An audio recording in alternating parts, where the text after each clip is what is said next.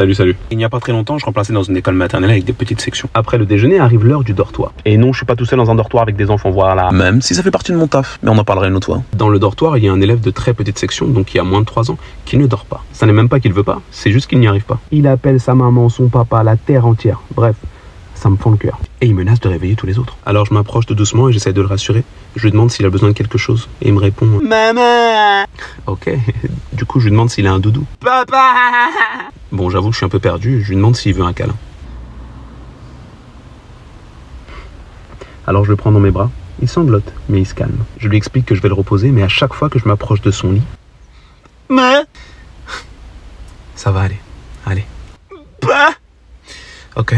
On se relaie comme ça avec mon collègue et à un moment donné, l'enfant tombe de fatigue. Mais le boucan qu'il avait fait avait rameuté jusqu'au directeur, qui se promettait que le soir, il allait en parler aux parents. 16h30 arrive et les parents rentrent dans l'école pour récupérer leurs enfants. Les parents de l'enfant arrivent et le directeur leur dit « Bonjour, bonjour. Mais écoutez, entrez donc, je vous en prie. On a quelque chose à vous dire.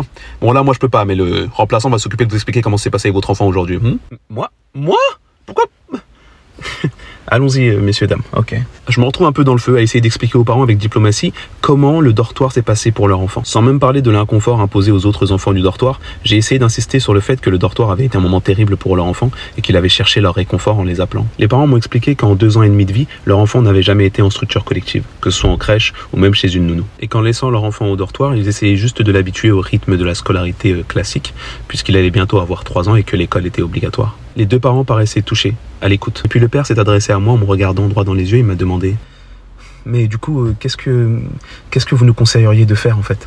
J'ai été touché qu'en tant que parent, ils s'en remettent à mon expertise, à mon avis. Alors on a eu une petite discussion pour parler des rythmes de l'enfant et de la progressivité à mettre dans son entrée à l'école. On a parlé du fait que peut-être il serait intéressant qu'il ne vienne pas au dortoir tous les jours dans un premier temps, qu'il vienne peut-être 1 fois par semaine et que cette venue soit préparée en amont, qu'il y ait une discussion avec l'enfant pour qu'il comprenne que lors de ces journées, il risque de rester un petit peu plus longtemps à l'école. On faisait ici le pari que si l'enfant avait eu un objet avec l'odeur d'au moins l'un de ses parents, eh bien il se serait peut-être endormi lors de la sieste. À ce moment-là, le directeur est entré.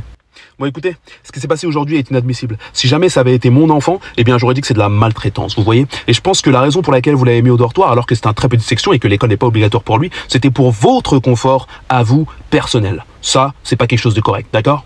What? Il venait d'éclater tout mon travail. Heureusement, les parents étaient très compréhensifs. Ils m'ont fait un clin d'œil, ils ont pris leur enfant et ils sont partis. Tout ça pour dire que parfois, les apparences peuvent être absolument trompeuses. Et qu'alors qu'on peut avoir l'impression que certains parents sont je m'en foutistes, en fait, ils font juste confiance au système, à l'institution, aux enseignants. Et que parfois, on a tout intérêt à prendre du recul si on veut voir la situation pour ce qu'elle est réellement. Ça n'est pas facile, loin de là. Et j'ai bien conscience que c'est un luxe que m'offre parfois mon poste de remplaçant.